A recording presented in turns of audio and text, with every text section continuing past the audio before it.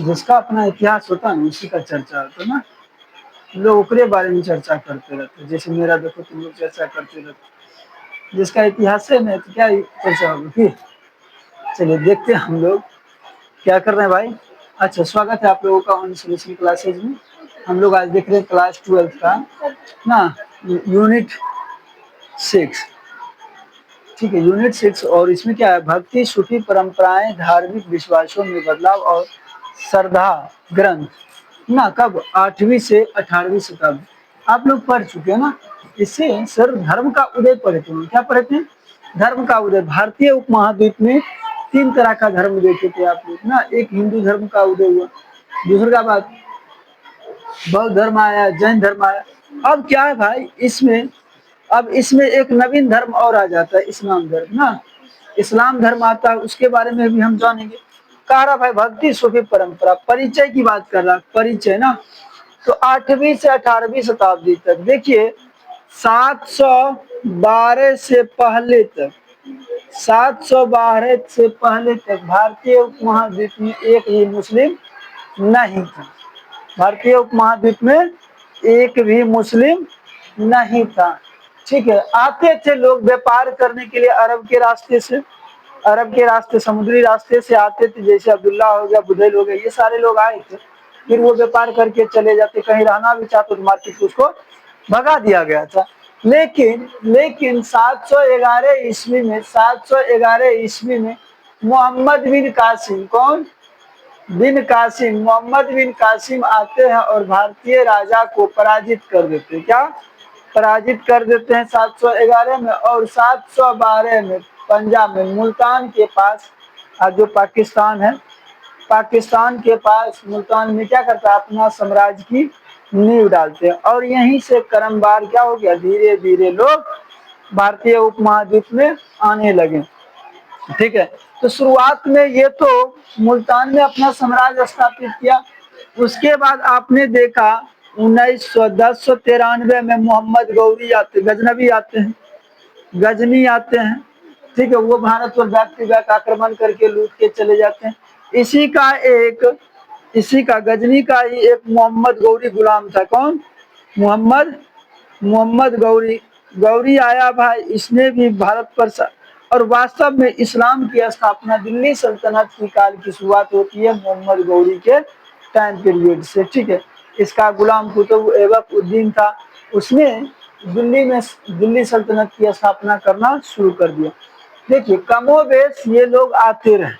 ठीक है, लेकिन वास्तविक तौर पर हम देखते हैं भारत में मुस्लिम का पूरा बढ़िया से गठजोड़ 1200 ईस्वी में। कब?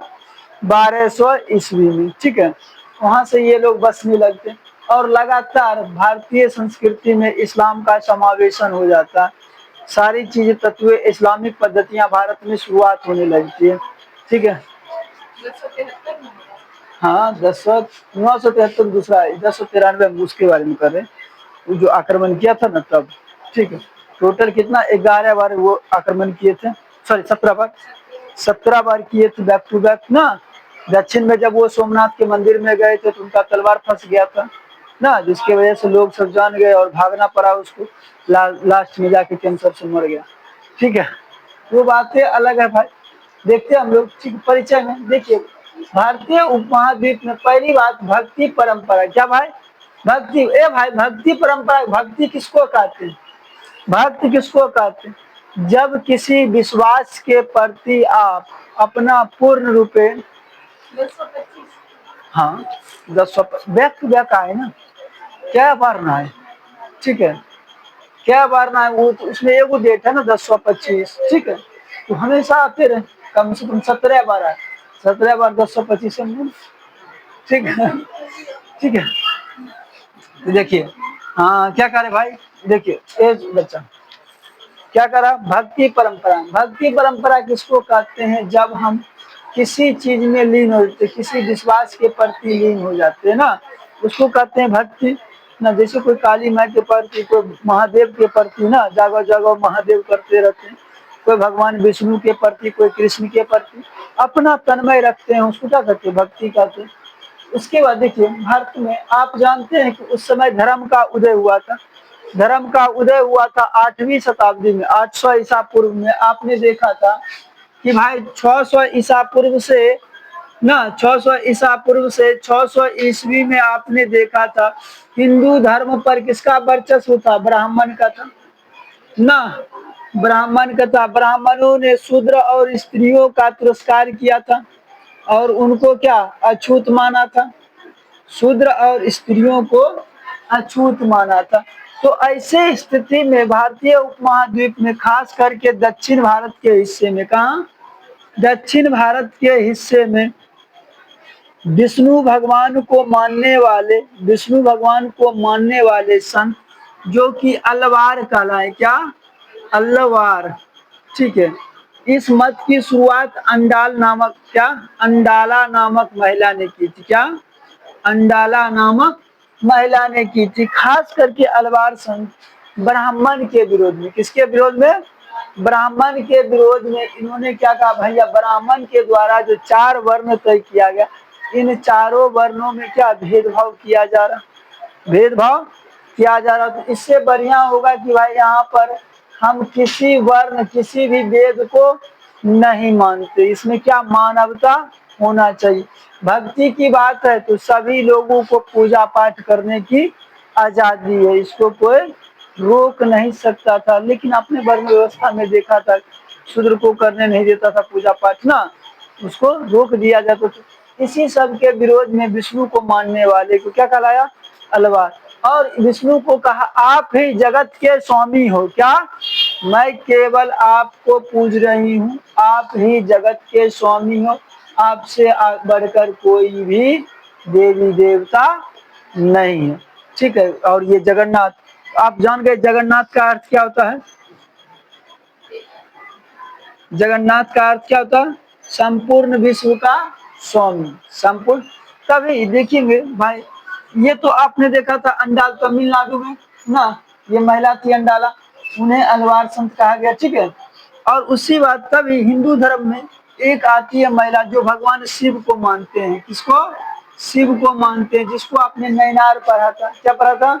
नैनार। तो ये शिव को मानने वाली महिला थी भाई, शिव को मानने वाली महिला थी कराईकल अम्मैयार, क्या कराईकल अम्मैयार,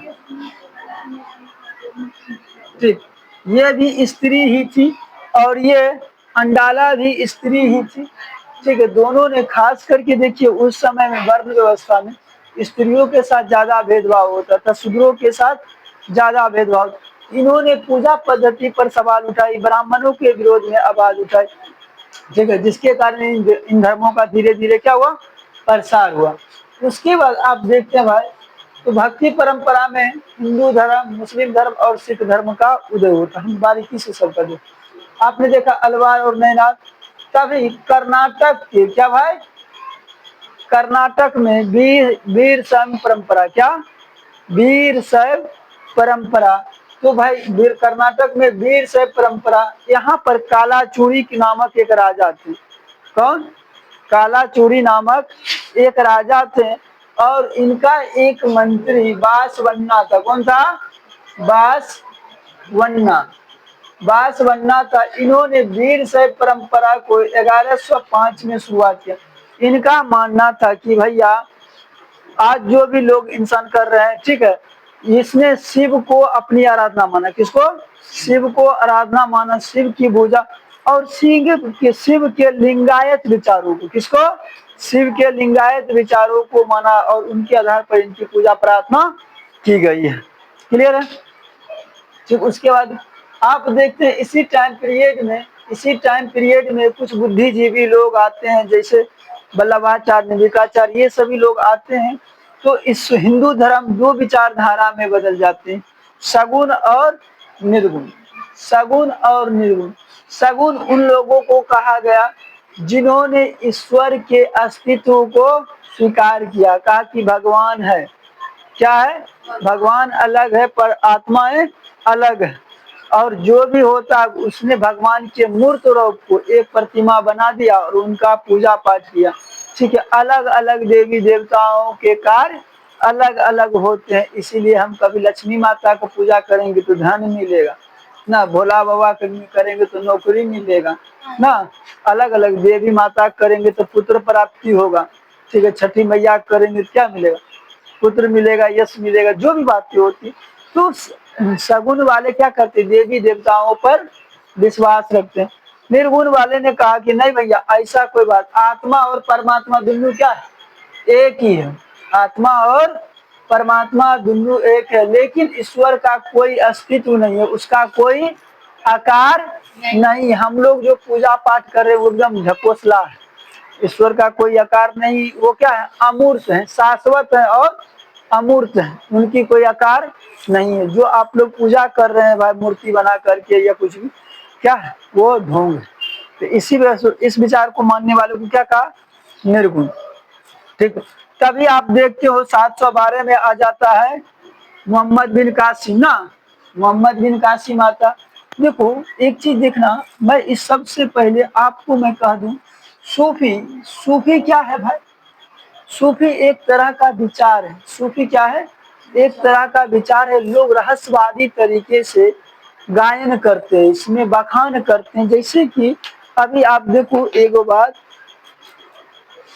किस वजह सेट करूं, ब्याह वाला पर या फिर मम्मी जाता पीसती होगी ना, चक्की पहले के लोग घर घर घरेलू में चाका पीस जबकि पीसती थी कि देव हो जाने ना कैसे दिनमा कटी ना, ऐसे करके लोग गाते थे बैराग रहस्य तरीके से ना। और पुराने जमाने के लोग, तुम लोग क्या जानोगे उस सब चीजें, ठीक है।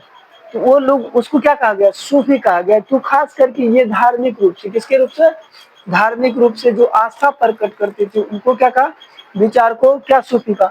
तो सूफी में खास हम लोग सीधे ले लेते हैं इस्लाम का, नहीं भाई, इस्लाम में सूफी संत केवल इस्लाम में नहीं हुआ, हिंदू धर्म के जो संत थे हम लोग अपने एक रिप्रेजेंट करने के लिए कहते हैं ना, नहीं, अभी सूफी का मतलब सीधे इस्लाम मान लेते हैं, ऐसी कोई बात नहीं है। सूफी में मतलब हिंदू और मुस्लिम दोनों का जो संत हुआ करते थे उनको सूफी, जो ईश्वर की व्याख्या रहस्यवादी तरीके से करते थे, पूरा खुल के नहीं, ठीक है। तो लोगों को इससे अच्छा लगता था, ठीक है, उन्हीं विश्वास को क्या कहे, सूफी परंपराएं के, और इसी को लेकर के क्या धर्म में हुआ। तो ये आपको मैंने बताया था भैया, अंडाला ना, अमायार, ये सब क्या थी, सूफी संत ही थी, क्या थी, सूफी संत ही थी, ठीक है। और तो इस्लाम के साथ में जैसे बख्तियार काकी हो गई, ठीक है, ये सब भी क्या थी, सूफी संत ही थी। निजामुद्दीन औलिया, निजामुद्दीन चिश्ती, बहुत सारे थे, सोहरावर्दी इस घराने में बांटा गया, ठीक है। ये सारी चीजें रही। देन उसके बाद क्या करा, हिंदू धर्म, इस्लाम धर्म में देखिए, इस्लाम धर्म का उदय होता है। उसके बाद भारतीय उपमहाद्वीप में 712 ईस्वी इस्लाम का आगमन हो जाता है। धीरे धीरे ये अपने साथ में सूफी विचारों, अपनी परंपराओं को बांटने लगते हैं, लोगों तक पैसारने लगते हैं। खास करके सल्तनत काल का, क्या, सल्तनत काल का, जब दिल्ली में राजतंत्र की स्थापना हुई, पूरी तरह से इस्लामों ने कब्जा कर लिया ना, और भारत में इस्लाम धर्म का प्रसार किया। तो वैसे स्थिति में तो इस्लाम समुदाय के जो उलेमा थे, जो इस्लाम धर्म का पंडित कहे उसको, तो उन्होंने क्या किया, धर्म की व्याख्या अपने कुरान के हिसाब से करने लगे। क्या करने लगे, कुरान के हिसाब से। इस्लाम का जो मौलवी होता है उसको क्या कहते हैं, उलेमा कहते हैं। पंडित जो होता है उसको क्या कहते हैं, उलेमा। तो उससे राजतंत्र में थोड़ा सा परेशानियां होती थी, जनता के साथ में थोड़ा सा दिक्कत, राजा और जनता के बीच में क्लैश हो जाती थी। इसी चीज को देखते हुए कुछ महिलाएं पुरुष जो भी थे, उन्होंने कुरान से इतर धर्म की अलग एक व्याख्या करने लगी, ठीक है, कुरान से इतर धर्म की अलग व्याख्या करने लगी, लोग उससे जुड़ने लगे। तो जब उन संतों ने व्याख्या किया, तो उन संतों ने कुरान से अलग व्याख्या किया, तो उसको नाम दिया गया देसरिया और बासरिया। इस्लाम धर्म दो विचारधारा में बट गया, देसरिया और बासरिया। मम्मी वाला सरिया नहीं समझ लेना, ठीक है ना। बेसरिया वे लोग होते थे, वे सूफी संत होते थे जो इस्लामिक कानून को नहीं मानते थे। जो लोग इस्लामिक कानून को नहीं मानते थे उनको क्या कहा गया, बेसरिया, बेशरम में बेसरिया, ठीक है। उसके बाद बासरिया, तो बासरिया वे लोग होते थे जो इस्लाम धर्म को मानते थे, जो कुरान में जो कही गई है बातें, जो इस्लाम के पंडितों के द्वारा, उलेमाओं के द्वारा कही गई, उनको स्वीकार करते थे, उनके विचारों को, तो उनको क्या कहा गया? बासरिया। क्या कहा गया? बासरिया। ठीक है, देखिएगा सूफी मत का विकास देखिए खास करके कहाँ पर होता है? तो खानकाह में होता है और सिलसिला के रूप में होता है। क्या? खानकाह और सिलसिला के रूप में। ठीक है, तो सिलसिला मैंने अभी आपको बताया कि पुराने लोग घरों घर में क्या करते थे? गीत उत गाया करते थे विचार के रूप से ना। तो देव हो, जैसे आप देखो चुगला के चुगली बिलैया करे म्याऊं म्याऊं म्याऊं ना, या उगा हो सूरज देव ना, अपने हिंदू से ही लेकर बताते हैं। आप लोग देखते हो छठ पूजा वाला गीत तो सब सुनी होगी, उसमें जो गाना गाया गया, उगा हो सूरज देव कैसे भाई दिनवा ना, बेला कैसे पार लगी, ये सब जो गानाएं होती है, ठीक, ईश्वर को रहस्य के तरीके से बताना, उसको क्या कहते हैं? सूफी। ठीक है, तो उसी प्रकार इस्लाम में भी हुआ। ठीक है, तो उनको क्या कहा गया? सूफी। देखिए उसको सिलसिला कहते हैं। सिलसिला का अर्थ होता है जंजीर। क्या? जोड़ना, एक क्रम में ईश्वर को गा करके, ईश्वर को गा करके संबोधन करना क्या कहलाता है? सिलसिला कहलाता है। क्या कहलाता है? सिलसिला कहलाता है। खान का, जहाँ पर ये सूफी संत, जहाँ पर ये सूफी संत निवास करते थे, उसको खानकाह कहते थे। क्या कहते थे? खानकाह। आपके भाषा में जैसे मीरा बसा ना, मीरा बसा जैसे, तो खानकाह में क्या होता था? चार दीवारी से खानकाह घिरा होता था, उसमें एक आंगन होता था और उसके बगल बगल कमरा होता था। खानकाह में एक गुरुजी होते थे। कौन? एक गुरुजी होते थे और उन गुरुजी के बातों को सुनने वाले कुछ लोग होते थे, जिसको मुरीद कहते हैं। क्या कहते हैं? मुरीद। इस्लामिक भाषा में क्या कहते हैं? मुरीद कहते हैं। तो होते थे, वो लोग नीचे वाले कमरा में रहते थे, गुरुजी ऊपर वाले कमरा में रहा करते थे। ठीक है, मतलब हाँ? बोलिए। तो उनको जब सुना करते थे, जब वो व्यक्ति, वो गुरुजी मर जाते थे, जब वो गुरुजी मर जाते थे, तो मरने के बाद उनको दफन कर दिया जाता था, जिसके कारण उनको क्या कहा गया? पीर कहा गया। क्या कहते हैं? पीर। तो पीर बाबा जानते हो ना, तो वही है।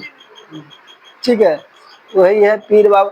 तो फिर जो अगला उत्तराधिकारी बनता, जो गुरुजी बनता, उसके सर मुड़ करके माथा में हरियर का पगड़ी बांध देना पड़ता था, तो उसको क्या माना जाता था? अगला पीर। तो लोग जानते थे, ये जो थे भाई गुरुजी थे, ईश्वर और भगत के बीच में तार का काम करते थे। आज भी आप मंदिर जाते तो पूजा अपने से नहीं करके पंडित जी को देते हैं चढ़ा देने के, तो भगवान का है उकरा पर भगवान ज्यादा। अब मर गया तो लोग को लगा ए भाई अब तो भगवान के बात, ये तो सीधे भगवान के न पास चल गए। अगर हम इनका पूजा करेंगे तो हमें क्या मिलेगी? ये हमारे बात को डायरेक्ट भगवान तक पहुंचे, सीधा मेरा बात भगवान तक पहुंच जाए, मतलब अल्लाह के पास पहुंच जाए। इसीलिए देखिएगा इस्लाम में जब भी शादी होता है या कोई मनोकामना मांगना होता है, तो वो कहाँ जाते हैं? मीरा बसा। कहने का मतलब पीर के पास जाता है ना, वहां पर जा करके अपने विचार, अपनी आस्थाएं प्रकट करता है। ठीक है, क्लियर चीज है। तो ये सिलसिला और सूफी मत का विकास देखिए, एक तो खान का, दूसर का खानकाह के बाहर, ये खानकाह जो था आगे हम बताएंगे। ठीक है, खानकाह के बाहर कुछ ऐसे लोग रहे, बोले ना हमारा कोई जगह नहीं चाहिए, हम ईश्वर की आराधना गाछ के नीचे वही बैठ कर लेंगे, हम ईश्वर की भक्ति गाछ के नीचे भी कर लेंगे, उसका कोई अस्थाई निवास, आज यहाँ कल वहां परसों वहां। ठीक है, तो ऐसे लोगों को क्या कहते हैं अपने भाषा में भैया? फकीर। क्या कहते हैं? फकीर कहते हैं। ये लोग उस समय क्या कहा है? कलंदरिया, बंदरिया, ये सारी नामों से इनको जाना गया। ठीक है, ठीक है, हाँ तो नाम, ठीक है, हम नहीं रखें, जाके उठा के देख लेना। ठीक है, देखना। उसके बाद आगे है भाई, ये आप खानकाह के बाहर रहने वाले ना, खानकाह के बाहर जो सूफी संत रहते उसको कालंदरिया कहते, बंदरिया कहते। ठीक है, और भी बहुत सारे नाम हैं। ठीक है, उनके विचार से रहे। ठीक है, उसके बाद क्या? गंगा जमुना संस्कृति। देखिए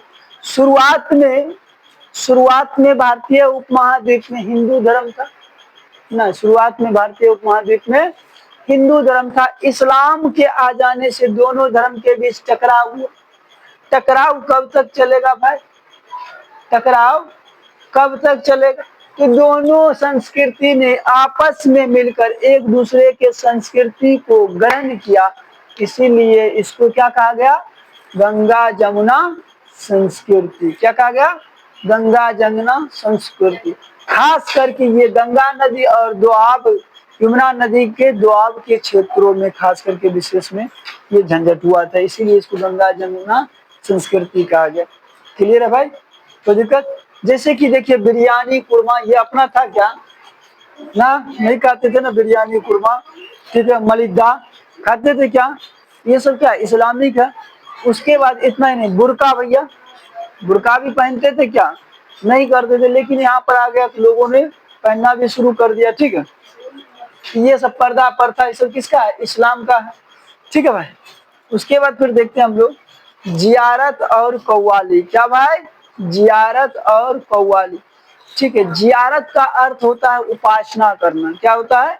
उपासना करना। जब हम किसी देवी देवताओं का पूजा पाठ करते हैं तो उसको क्या कहते हैं? जियारत। ये एक उर्दू शब्द है। जियारत क्या है? उर्दू शब्द। अपने भाषा में पूजा पाठ करते हो। ठीक है, जब देखिए अपने यहाँ भी पूजा पाठ करते हैं भाई भजन गीत के साथ ना एक एक को से गेले माई, दुई को से गेले, तेसरे को से मिले गेले धाम रे ना। तो ये सब क्या है? भजन करते हैं हम लोग ना। काली पूजा में हो, दुर्गा पूजा में हो ना, शीतला माई रे, जो भी गाना होता है।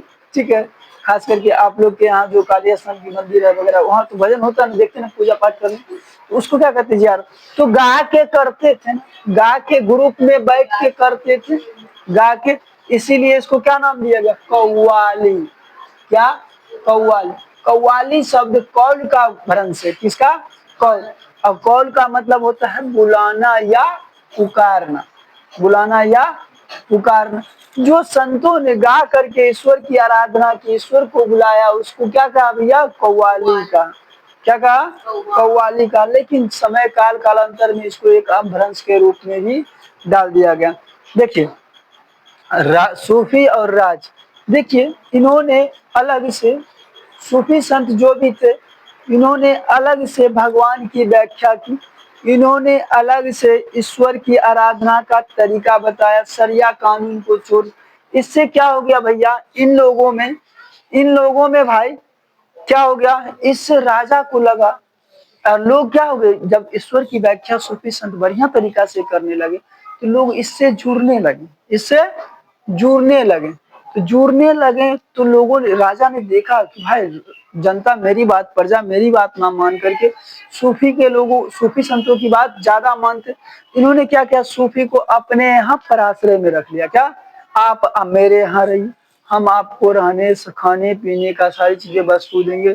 ठीक है, आप मेरे हिसाब से मेरे लिए धर्म की व्याख्या कीजिए, लोग तभी तो माने। नहीं, अगर राजा को जनता नहीं मानेगा तो राज्य में विद्रोह होगा कि नहीं होगा ना? तो राज्य में विद्रोह हो जाएगा। इसी स्थिति में इन्होंने क्या किया? सूफी संतों को परिसर दिया। तो मैंने लिखा ना भाई, देखिए तो खानका और खानका के बाद तो जो जो सूफी संत राज के पराश्रय में आ गए वो क्या कहलाए? खानका के अंदर का जीवन उसका हो गया ना। जो राज के पराश्रय में नहीं आए वो बोले भाई नहीं, हम धर्म की व्याख्या अपने हिसाब से करेंगे ही, हम राज्य से हमको कोई लेना देना नहीं, हम इस लोगों को क्या मोबिलाइज नहीं कर सकते, बरगला नहीं। तो ऐसे लोगों को कहा गया। ठीक, अब राज देखिए इसके साथ में संबंध स्थापित किया अपने राज्य तंत्र को बचाने के लिए, अपने राज्य को बचाने के लिए, ताकि हमारा शासन चलता रहे अनवरत रूप से। ठीक है, उसके बाद इन सूफी संत जो राज्य के पराश्रय में, तो बहुत उसका जीवन खुशहाली होता था, क्योंकि राज्य के द्वारा सभी चीज इसको मिलता था। ये बेचारा जो राज्य के बाहर होते थे वैराग्य जीवन जीते थे, जंगलों में पेड़ के नीचे अपना जीवन व्यतीत कर, इसे सुख की लालसा नहीं थी। लेकिन ये जो खानका में रहते थे उनको क्या सुख की लालसाएं होती थी। ठीक है, अब देखेंगे भाई, तो ये चीज देख लेंगे, इसको कल देखते हैं, उत्तर भारत में भक्ति आंदोलन। ठीक है ना? क्लियर?